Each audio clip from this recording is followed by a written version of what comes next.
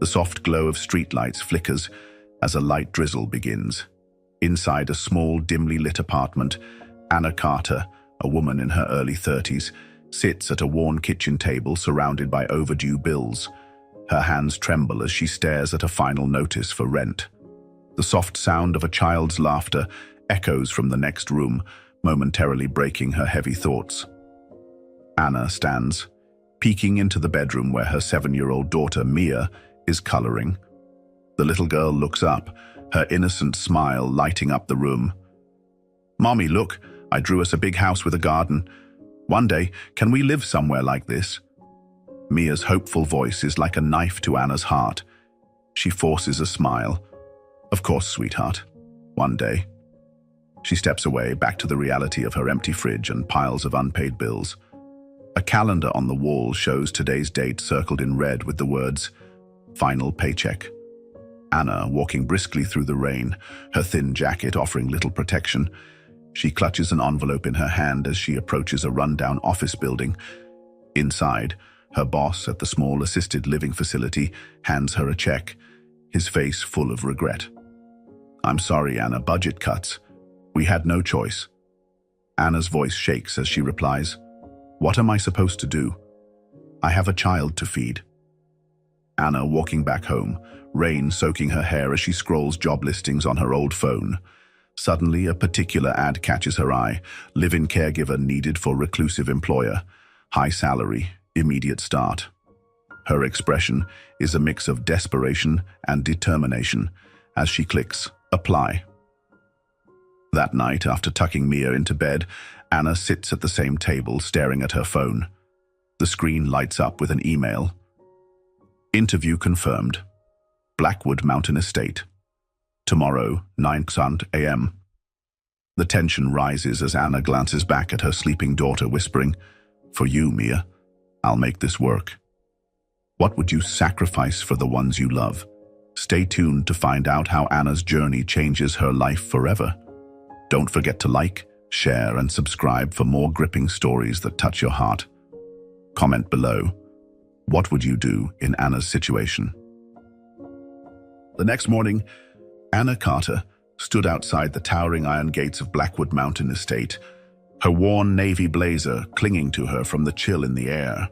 She adjusted her bag nervously and glanced at her phone one last time. "Don't be late," the email had said. The estate's grandeur felt overwhelming. Its meticulously manicured gardens stretched far beyond what she could see, and the sprawling mansion behind the gates looked like something out of a fairy tale. As she pressed the intercom button, a calm, professional voice greeted her. "Blackwood Estate. How can I help you?"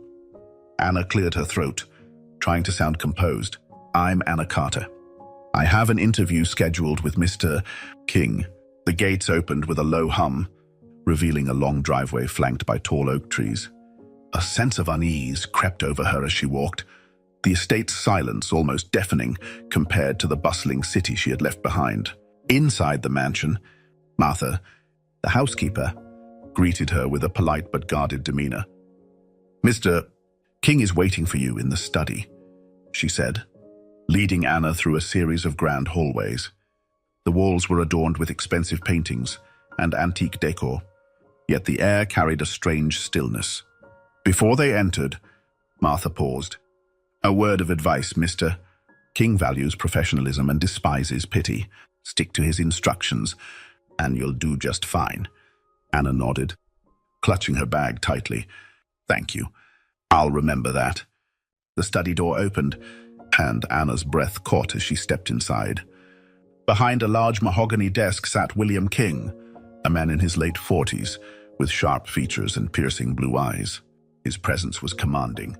Even from the wheelchair he occupied, his gaze was intense, assessing her as if he could see through every facade she had ever built. "You're the candidate," he said, his tone flat but firm. "Yes, sir. Anna Carter. I have 5 years of experience as a caregiver, specializing in elderly and rehabilitation care. Why did you leave your last job?" His question came quickly, almost accusatory. Anna hesitated, then met his gaze. "Budget cuts. My facility downsized, and my position was terminated. William's lips pressed into a thin line as he flipped through her resume. You have a child. 7 years old. Correct. Anna's heart skipped. She hadn't expected him to mention Mia. Yes, sir. My daughter, Mia. That could complicate things, he said curtly. Anna took a deep breath. With respect, Mr. King, being a mother has taught me patience, resilience, and how to manage even the most challenging situations. I believe those skills make me an even better caregiver. A flicker of something respect perhaps crossed William's face, but it was gone as quickly as it appeared. This is a live-in position. Your daughter will stay in the annex. It's separate from the main house, but close enough to be manageable. A driver will handle school transportation.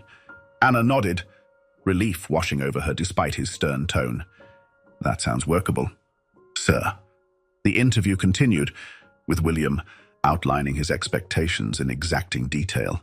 I need you available 24/7, with 1 weekend off per month when my sister visits. Absolute discretion is non-negotiable. You'll report directly to me for all matters. Understood? Crystal clear, sir, Anna replied. When he finally offered her the job, it felt surreal.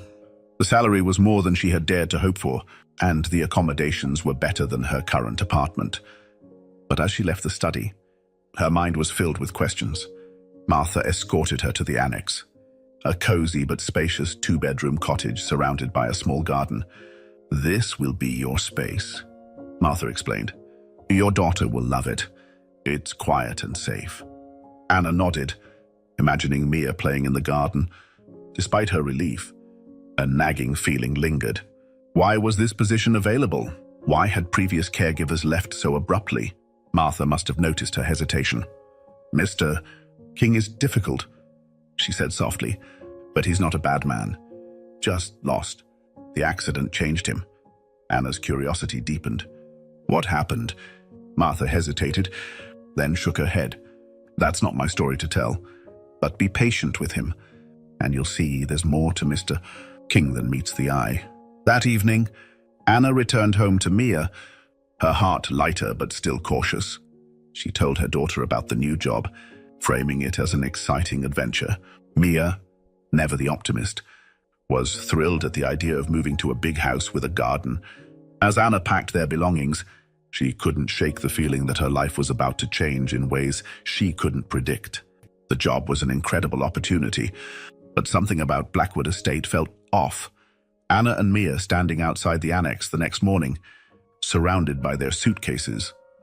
The mansion looms in the background, its windows glinting in the early sunlight. Mommy, do you think we'll be happy here? Mia asked, her wide eyes full of hope. Anna crouched down, brushing a strand of hair from her daughter's face. I don't know, sweetheart, but I'll do everything I can to make sure we are. Anna Carter's first day at Blackwood Mountain Estate began before sunrise.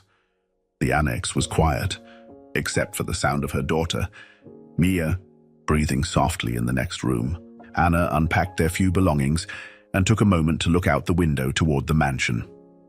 Its grandeur was undeniable, but its looming silhouette seemed to carry an air of mystery, of secrets waiting to be uncovered. At precisely 6:30 a.m., Martha, the housekeeper, knocked on the annex door. Good morning, Ms. Carter. Mr. King expects breakfast on the balcony at 7 sharp. He values punctuality. A minute late is a minute wasted. In his opinion, Anna nodded, her nerves already on edge. She had dealt with difficult patients before, but something about William King was different. He was a man who had lost more than his ability to walk. He had lost his trust in the world. At 7 a.m., Anna entered William's room, her tray steady despite her shaking hands. William was already awake, sitting in his wheelchair by the window. Without turning to face her, he said, "You're late." Anna glanced at the clock. It was 7:01. "I'm sorry. Mr. King, I'll ensure it doesn't happen again." "It better not," he replied coldly, motioning for her to place the tray on the table near the window.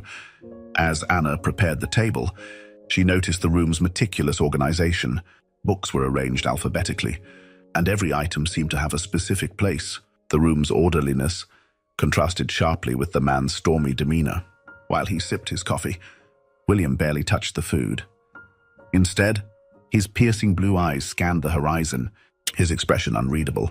"Anything else you need, Mr. King?" Anna asked cautiously.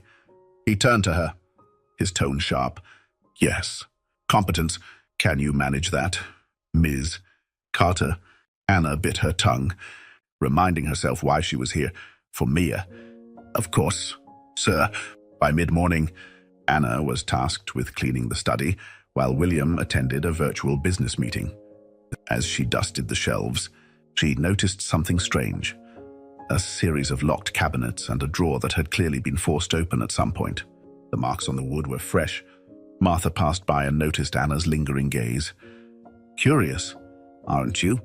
she said softly. "Not really," Anna lied.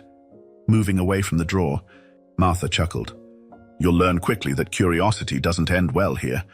Mr. King values his privacy above all else. The last person who pried didn't last a week." Anna nodded, but the words stuck with her. What was William hiding? That afternoon, while Anna was busy organizing William's medications, Mia explored the garden surrounding the annex. Her laughter filled the air as she ran between the trees, but her curiosity soon led her toward the main house. Inside an overgrown hedge, Mia found a rusted gate leading to a smaller, hidden building on the estate grounds. The building was locked, but through the dirty windows, she could make out faded furniture and what looked like old photographs scattered across the floor. "Mia!" Anna's voice called from a distance. Startled, Mia ran back to the annex, deciding to keep her discovery a secret, for now. Over the next few days, William's demands became increasingly challenging. He was exacting to the point of obsession. One morning, he scolded Anna for folding his shirts incorrectly, and another time, he dismissed her entirely when she suggested he take a break from his rigorous work schedule. "You're not here to think, Miss Carter. You're here to follow instructions," he said curtly. Despite his harshness, Anna noticed moments of vulnerability. One evening, as she helped him transfer to bed, she saw his hands trembling. When she asked if he was in pain, he snapped, "Don't pity me. I don't need your sympathy." But it wasn't pity Anna felt, it was something deeper. Behind his sharp words and icy demeanor was a man haunted by something he refused to share. On her 5th day, the calm routine of the estate was shattered by the arrival of an unannounced visitor. A black SUV pulled up to the front entrance, and a man in his late 40s stepped out. He was tall, with an air of authority, and carried a leather briefcase. "Who's that?" Anna whispered to Martha, who was peeking from the kitchen window. "That's Jonathan King, Mr. King's cousin," Martha replied, her voice low. "He's trouble." Jonathan entered the mansion without knocking, his voice carrying through the halls. "William, it's been too long."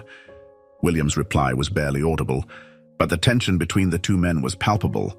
Anna listened from the hallway as their conversation grew heated. "You're wasting your life here, hiding like a coward," Jonathan accused.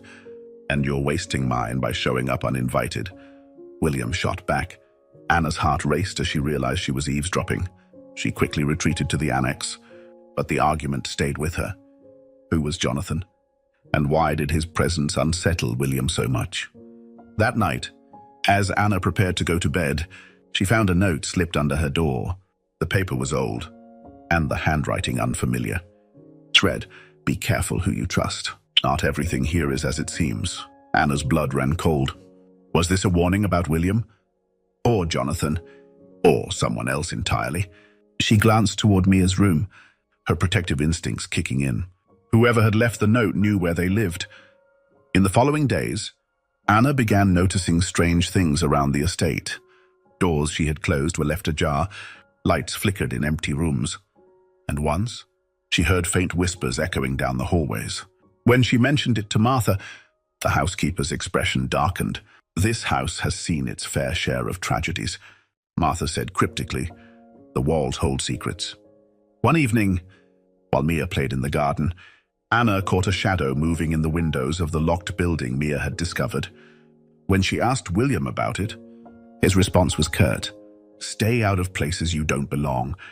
By the end of her first week, Anna felt the weight of the estate's secrets pressing down on her. William remained as guarded as ever, but his occasional glances toward Mia hinted at a growing connection. Meanwhile, Jonathan's presence loomed, his visits becoming more frequent and his conversations with William increasingly hostile. One night, as a storm raged outside, Anna sat by the window, unable to sleep. She watched lightning illuminate the estate, casting eerie shadows across the grounds. Just as she was about to turn away, she saw something or someone moving in the garden. Grabbing a flashlight, she stepped outside, her heart pounding. But when she reached the spot where the figure had been, there was nothing there, only the rustling of leaves in the wind. The tension between Anna and William King started to shift in subtle but meaningful ways. Although he remained guarded and meticulous, Anna noticed fleeting moments where his icy demeanor softened, moments that revealed a man capable of warmth and vulnerability beneath his hardened exterior. The turning point came one sunny afternoon when Mia wandered into the main house. Anna had warned her daughter to stay in the annex. But Mia's curiosity often got the better of her. She wandered into William's study, clutching a drawing she had made, a colorful depiction of the mansion with stick figures representing her, Anna, and a man in a wheelchair. "Hi," she said brightly, holding up the drawing. "I made this for you." William looked up from his desk, startled by the sudden intrusion. His piercing blue eyes softened momentarily as he glanced at the paper. "For me?" he asked, his voice hesitant. Mia nodded. "Mommy says this is your house, so I put you in it. See? That's you!" William studied the drawing for a long moment, before a faint smile tugged at the corner of his lips. "You're quite the artist," he said, surprising both Mia and Anna, who had rushed in to retrieve her daughter. "I'm so sorry, Mr. King," Anna said, her cheeks flushing. "She shouldn't have disturbed you." "It's fine," William replied, his tone gentler than she had ever heard it. "She's a curious child. Curiosity isn't always a bad thing." Mia beamed and skipped back to the annex, leaving Anna stunned by William's unexpected warmth. Over the following days, William began inviting Mia to spend short periods of time in the garden with him, something Anna had never anticipated. He would sit in his motorized wheelchair, watching as Mia chased butterflies or practiced her soccer skills. Occasionally, he'd even give her advice on improving her aim. "You're letting her distract you," William said one afternoon as Anna arrived to retrieve Mia. Anna raised an eyebrow. "She's 7. That's what 7-year-olds do." "She reminds me of someone," he admitted, his voice low. "Someone I used to know?" Anna didn't press him, but she could see that Mia's innocence and joy had sparked something in William, a glimmer of the man he used to be before his accident. In the evenings, after Mia was asleep, Anna often found herself in William's study, helping him with documents, organizing medications, or simply discussing the day. Their conversations, initially formal and businesslike, began to veer into more personal territory. One evening, as she handed him a file, William asked, "Why did you take this job, Anna?" "It can't be easy. Living here with someone like me." Anna hesitated before answering. "I took it for Mia. She's my world, and I'd do anything to give her a better life. But I stayed because I see more to you than just someone like you." William's eyes locked onto hers, and for a moment, the air between them was charged. "What do you think you see?" he asked, his voice barely above a whisper. "A man who's strong, even when he doesn't realize it," Anna replied. "A man who cares more than he lets on." William looked away, his jaw tightening. "You're too kind, Anna. Too optimistic. People like me, we don't deserve that kind of faith." Anna stepped closer, her voice firm. "Maybe it's time you started believing otherwise." Their growing connection was interrupted one evening when Jonathan, William's cousin, arrived unexpectedly. His visits were becoming more frequent, and his motives were increasingly transparent. "You've gone soft, William," Jonathan sneered during dinner, his eyes darting toward Anna and Mia. "What's this? A caregiver playing house?" Anna stiffened. But before she could respond, William's voice cut through the tension. "Leave them out of this. Jonathan, your opinions are neither wanted nor relevant." Jonathan smirked. "Fine, but don't say I didn't warn you. Sentimentality has no place in our world. It makes you weak." After Jonathan left, Anna found William in the study, staring out the window with a stormy expression. She approached cautiously. "Are you okay?" He shook his head, his voice tinged with bitterness. "Jonathan's right about one thing. Sentimentality makes you vulnerable, and vulnerability gets you hurt. Or it makes you human," Anna countered. "It's not weakness, William. It's strength." One evening, while organizing files in the study, Anna stumbled upon an old photograph tucked into a drawer. It showed William standing next to a younger man, both laughing with carefree expressions. "That's my brother, David," William said from the doorway, startling her. "We were close once, until I failed him." Anna hesitated. "What happened?" William wheeled himself closer, his face clouded with emotion. "The accident. It wasn't just me who suffered.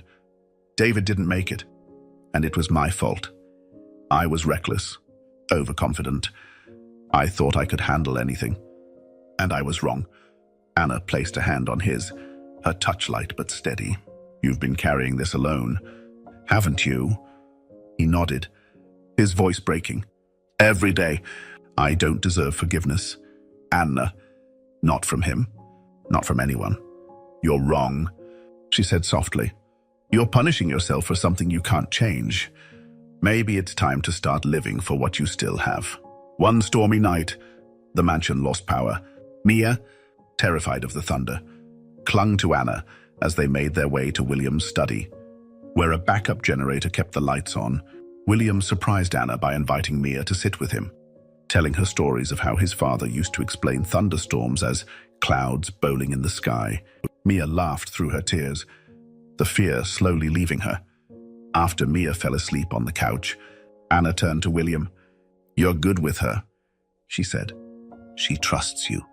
"I don't know why," William replied, his tone tinged with self-doubt. "Because she sees what I see," Anna said. "Her man who's worth knowing." William met her gaze, his eyes searching hers. "Anna, I don't deserve this. I don't deserve you." Anna stepped closer, her voice steady. "Maybe it's not about what you think you deserve. Maybe it's about what you're willing to fight for." The room fell silent, the storm raging outside mirroring the emotions between them.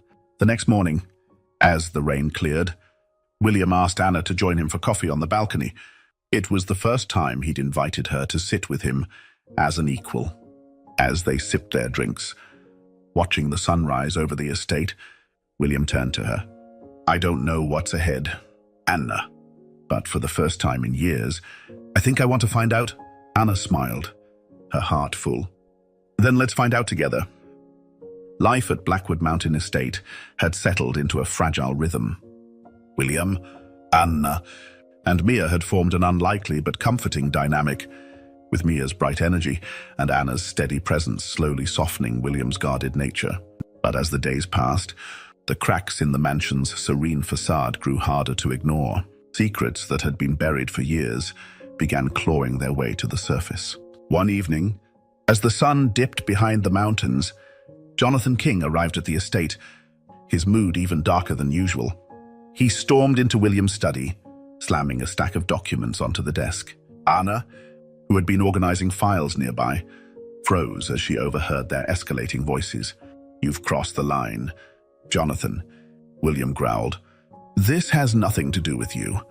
It has everything to do with me," Jonathan snapped. "Do you think the board will tolerate your little emotional renaissance? They see you as weak. I see you as a liability." William's voice dropped, cold and menacing. "Get out of my house." Jonathan leaned in, his tone laced with venom. "Not until you step down. Sign the company over to me, or I'll make sure your little secrets come out. All of them." and the silence that followed was suffocating. Anna's heart pounded as she quickly slipped away, realizing that Jonathan wasn't just a nuisance, he was a threat. That night, Anna couldn't shake the tension she had witnessed. She checked on Mia, who was fast asleep in the annex, and then ventured outside to clear her mind. The moon cast an eerie glow over the estate, and a faint rustling in the garden caught her attention. "Hello?" she called out, her voice trembling. A shadow darted behind the hedges. Anna's blood ran cold as she realized someone was watching her. She hurried back to the annex, locking the door behind her. The unease that had been building since their arrival now felt like a tangible presence, lurking just out of sight. The next morning, Anna confronted William. "I need to know the truth. What is Jonathan talking about? What secrets is he threatening to expose?" William's face darkened, and for a moment, Anna thought he would shut her out. But then he sighed, his shoulders slumping as if under an unbearable weight. "It's about the accident," he said, his voice low. "The one that put me in this chair and took my brother's life." Anna sat down across from him, her heart heavy with anticipation. "Go on." "David and I were close, but we had our differences. The company, it was our family's legacy, but he didn't want the same things I did. I wanted to expand, take risks. He wanted to keep things small and safe. That night, we fought about it. I was angry, reckless. I insisted on flying the helicopter, even though I knew the weather was bad." William paused, his hands clenching the armrests of his wheelchair. "We crashed. I survived. He didn't. And Jonathan, he's been using that guilt against me ever since." Anna reached out, placing a hand on his. "It wasn't your fault, William. You didn't mean for it to happen. But I was responsible," he whispered. "And now Jonathan is trying to take everything. The company, the estate, even my dignity." That afternoon, while organizing files in William's office, Anna discovered something that chilled her to the core.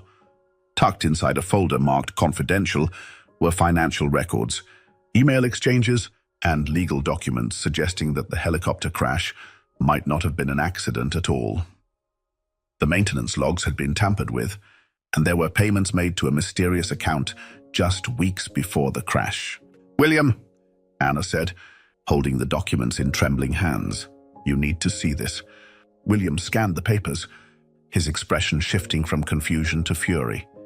These payments, they're from Jonathan's account." The realization hit them both at the same time. "He sabotaged the helicopter," Anna whispered. "He wanted you out of the picture." As they pieced together the evidence, a violent storm rolled in, shrouding the estate in darkness. Thunder echoed through the halls as the power flickered and then went out completely. "Stay here," William ordered Anna, wheeling himself toward the door. "Lock the doors and don't let Mia out of your sight." "Where are you going?" Anna asked, fear lacing her voice. "To confront him," William replied, his tone resolute. "This ends tonight." But before Anna could stop him, a loud crash echoed from the main house. She grabbed a flashlight and ran after him, her heart racing. In the study, Anna found William face to face with Jonathan. The tension in the room was palpable, and the storm outside only added to the chaos. "You sabotaged the helicopter," William accused, his voice like thunder. "You killed David." Jonathan's expression didn't falter. "Prove it," he sneered. "It's your word against mine. And who's going to believe a cripple over me?" "You disgust me," William spat. "You're nothing but a coward hiding behind lies." Jonathan's calm facade cracked. "You think you're better than me? You're weak." "William, you've always been weak. That's why I had to step in, because you were too blind to see what needed to be done." Before Jonathan could say more, Anna stepped forward, holding up her phone. "You're right about one thing, Jonathan. It's your word against his. But this recording, it's enough to destroy you." Jonathan froze, his eyes narrowing. "You little..." Suddenly, the lights flickered back on, and the sound of police sirens pierced the air. William had called them earlier, and they arrived just in time. "You're finished," William said coldly as officers entered the room. "You'll pay for what you did to David." Jonathan was taken into custody, his crimes laid bare. As the storm subsided, the tension that had gripped Blackwood Estate began to lift. In the days that followed, William and Anna worked together to sort through the fallout. With Jonathan gone, the estate was finally free of his toxic presence. But the scars he left behind would take time to heal. One quiet evening, as they sat on the balcony watching Mia play in the garden, William turned to Anna. "You saved me," he said, "in more ways than one." Anna smiled, her heart full. Maybe we saved each other. The days following Jonathan's arrest were filled with an eerie quiet at Blackwood Mountain Estate. But Anna Carter knew the storm wasn't truly over. The estate's secrets ran deeper than Jonathan's betrayal, and as the dust settled, the cracks that had been papered over began to widen. William King, though outwardly stoic, seemed even more haunted now that the truth about his brother's death had come to light. The morning after Jonathan's arrest, Anna found William in the study, staring at the photograph of him and David that had remained on his desk. His hand rested lightly on the frame, his expression a mixture of grief and regret. "He was my brother," William said quietly, not looking up. "How could Jonathan have done this? How could I have been so blind?" Anna stepped closer, her voice soft. "He took advantage of your trust, William. It wasn't your fault." William shook his head. "It doesn't matter. David's gone, and nothing can change that. My inability to see the truth cost me everything." "You still have something to fight for," Anna said firmly, her hand brushing his shoulder. "This estate, your company, your future, Mia and I, we believe in you." For a moment, William's eyes met hers, and she saw a flicker of hope. But the shadows lingered, refusing to let him go. Meanwhile, Mia continued to bring life and energy to the estate, oblivious to the weight of the revelations. One evening, as Anna tucked her daughter into bed, Mia asked a question that stopped her in her tracks. "Mommy, why doesn't Mr. William ever smile like he used to in his picture with his brother?" Anna hesitated, unsure how to answer. "Sometimes, sweetheart, people go through things that make it hard to smile, but we can help by reminding them that life can still be beautiful." "Do you think I can help?" Mia asked, her eyes wide with determination. Anna kissed her forehead. "You already do. Every day." As the days passed, William became increasingly distant, throwing himself into work as a way to escape the memories that now haunted him. Anna noticed the signs: short tempers, sleepless nights, and a refusal to eat. She decided it was time to confront him. Late one evening, she found him in the study, the room dimly lit by a single lamp. His wheelchair was turned toward the window, his silhouette framed by the soft glow of moonlight. "William," Anna began, her voice steady but concerned. "You can't keep doing this to yourself." He didn't turn to face her. "I don't know what you mean." "You're shutting everyone out," she said, stepping closer. "You're punishing yourself for something you didn't do. Jonathan may have caused the crash, but you've been carrying the blame for years. It's time to let it go." William finally turned, his eyes filled with anguish. "And how do I do that? Anna, how do I forgive myself when I can't even forgive him?" "By living," Anna said firmly. "By proving that David's death wasn't in vain. He wouldn't want you to waste your life like this." Her words seemed to strike a chord, but William remained silent, his jaw tight with emotion, as if fate had a cruel sense of timing. The calm was shattered once again when a new threat emerged. Late one night, a shadowy figure was spotted on the estate grounds. The security system triggered an alarm, and Anna, startled awake, rushed to check on Mia. "Stay here," she told her daughter, locking the annex door behind her as she hurried toward the main house. In the mansion, she found William wheeling himself into the hallway, his expression grim. "What's going on?" he demanded. "The security team spotted someone near the west wing," Martha explained, her voice shaking. Before anyone could stop him, William insisted on confronting the intruder himself. Anna followed, refusing to leave him alone. They found the figure in the overgrown garden near the estate's western edge. As they approached, the flashlight illuminated a familiar face. Jonathan, disheveled and desperate. "William," Jonathan called, his voice frantic. "You have to listen to me. It wasn't just me. There are others, people who want to see you fall." "Get off my property," William said coldly, his voice steady, despite the anger simmering beneath the surface. "You don't understand," Jonathan pleaded. "I was just a pawn. They're coming for everything, the company, the estate, even your life. You think this is over? But it's not." Before William could respond, security guards arrived, restraining Jonathan as he continued to shout warnings. The next day, William and Anna went through the files Jonathan had left behind in his desperation. Among them were names, accounts, and correspondence suggesting a larger conspiracy, one that implicated high-ranking members of the company's board.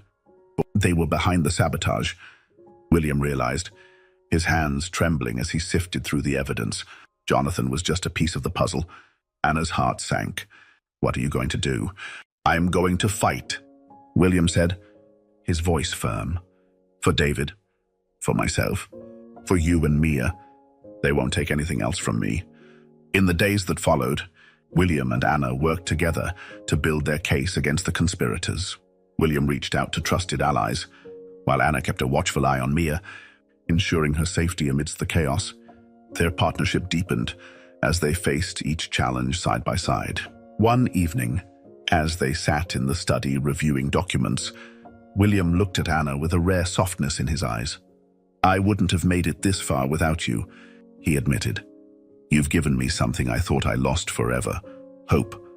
Anna smiled, her hand brushing against his. "And you've shown me what it means to be strong." The confrontation with the conspirators came to a head during a board meeting at the company's headquarters. With Anna by his side, William presented the evidence, exposing the corruption and sabotage that had plagued the company for years. The fallout was swift and brutal. The conspirators were removed from their positions, and legal action was taken against them. William, for the first time in years, stood victorious, not just for himself, but for David's memory. Back at Blackwood Estate, the air was lighter, the shadows of the past finally lifting. William, Anna, and Mia sat together in the garden, watching the sunset. "Do you think it's over now?" Anna asked softly. William nodded, a small smile playing on his lips. "It's over. And for the first time, I feel like I can finally move forward." Anna reached for his hand, their fingers intertwining. "Then let's move forward together." Blackwood Mountain Estate had been a place of secrets, grief, and betrayal, but it was also becoming a symbol of hope and resilience. However, as William King, Anna Carter, and her daughter Mia began to feel a sense of normalcy returning, an unexpected threat arose, shattering their fragile peace. The conspiracy that had plagued William's life was far from over, and the final battle was about to begin. The estate was unusually quiet one crisp autumn morning. Mia played in the garden, her laughter echoing through the grounds as William and Anna sat on the balcony, overlooking her. Their connection had deepened over the past weeks, and moments like this felt like a glimpse of the happiness they had fought so hard to achieve. "You've come a long way," Anna said, her gaze soft as she looked at William. "I'm proud of you." William smiled faintly, but his eyes betrayed a lingering unease. "It's not over yet, Anna. There are still people out there who would do anything to see me fall." Before Anna could respond, her phone buzzed. It was an anonymous message. "You thought Jonathan was the end? Think again. The fight's not over." Anna's heart sank as she showed the message to William.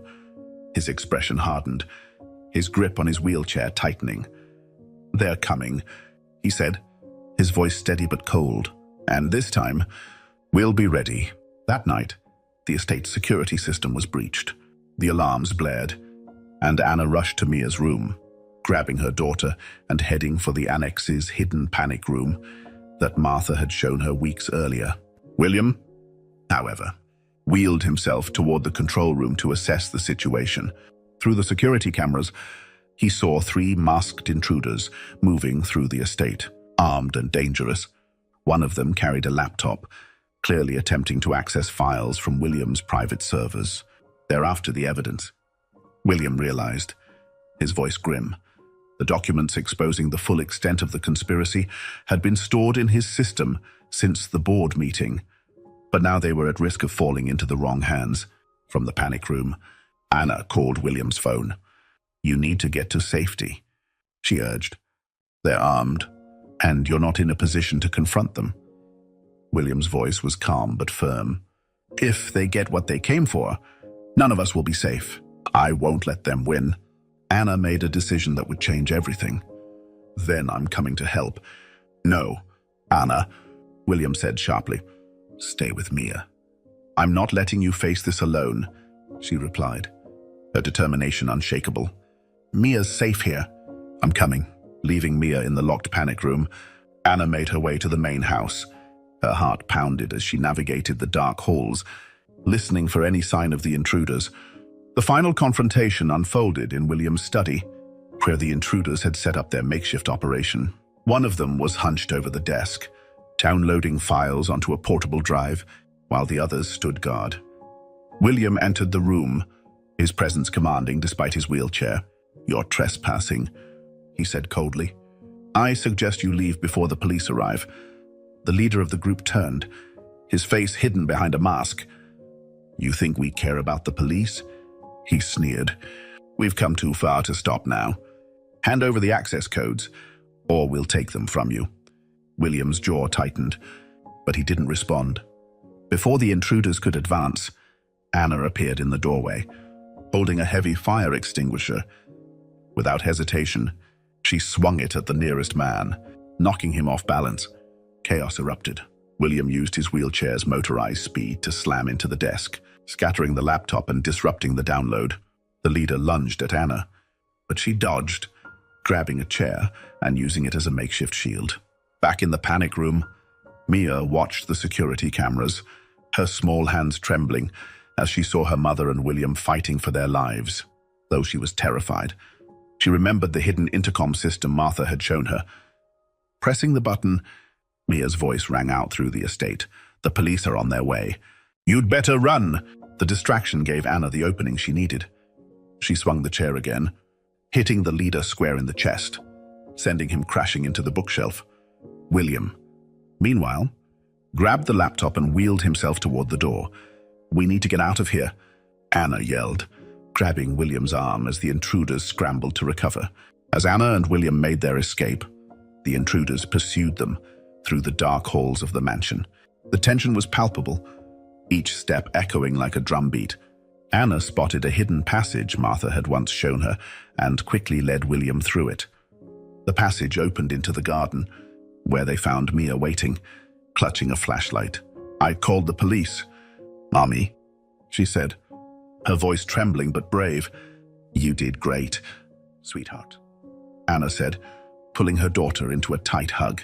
Moments later, the estate was flooded with flashing blue and red lights as the police arrived. The intruders, disoriented and cornered, were quickly apprehended. William handed the laptop to the officers, ensuring the evidence remained secure. As the chaos subsided, Anna, William, and Mia stood together in the garden, their breaths visible in the cold night air. "You were incredible," William said to Anna, his voice filled with gratitude. "So were you," Anna replied, placing a hand on his shoulder. "We make a good team." The next day, as the sun rose over Blackwood Mountain Estate, the weight of the night's events began to lift. William called a meeting with his security team, determined to fortify the estate and ensure such an attack could never happen again. Anna, meanwhile, focused on helping Mia process the ordeal. "You were so brave," as she told her daughter. "I'm so proud of you." "Does this mean it's all over?" Mia asked. Anna glanced at William, who was watching them from across the room. "I think it's just the beginning of something new." That evening, William joined Anna and Mia on the balcony, where they watched the stars twinkle in the clear night sky. "I've spent so long hiding from the world," William said, his voice soft. "But you two have shown me that there's still something worth fighting for." Anna smiled, her hand reaching for his. You've fought harder than anyone I've ever known, and we'll keep fighting together." Mia leaned against William's armrest, her small hand resting on his. "You're part of our family now, Mr. William. We'll take care of you too." William's eyes glistened with emotion as he looked at Anna and Mia. For the first time in years, he felt a sense of peace, a sense of belonging. Blackwood Mountain Estate was no longer a place of sorrow and secrets. In the aftermath of the harrowing showdown, William King, Anna Carter, and her daughter Mia found themselves at a turning point. The battles they had fought, both external and internal, had left scars, but they also brought a renewed sense of purpose and unity. Weeks after the intruders were apprehended, life at the estate began to settle into a new rhythm. William, once burdened by guilt and solitude, had begun to reclaim his role not only as a leader, but as a member of a family. One morning, Anna found him in the garden, watching Mia chase butterflies. His wheelchair was positioned near a rose bush that had just begun to bloom. "She reminds me of what I lost," William said softly as Anna approached. "But more importantly, she reminds me of what I've gained." "You've gained us," Anna replied, placing a hand on his shoulder. "And we're not going anywhere." Determined to ensure that no one could ever harm his family or legacy again, William made a bold announcement during a meeting with his legal and business advisors.